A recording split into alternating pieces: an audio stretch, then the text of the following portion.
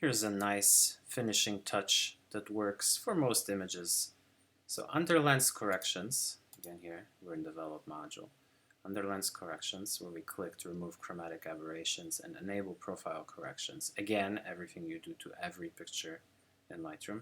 There's this manual setting over here, and down in it is vignetting. And this is what vignetting does.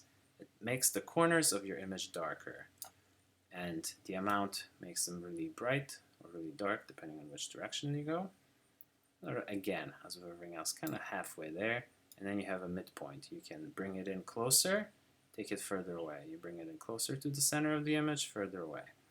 Now, what does this do? So vignetting happens when the lens isn't designed very well and is actually made not correctly for the film format or chip format you're using. This will just happen to it because of poor construction.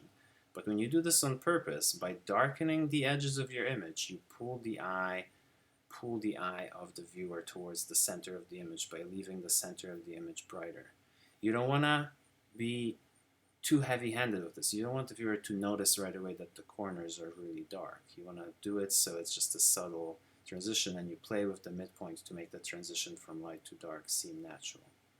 It's a very helpful tool to keep the viewer's eye in the center of the image, because the viewer will look at the brightest part of your picture first, and if that stays there and the corners aren't brighter than the center, your viewer will stay looking at the center of your image or where the subject is.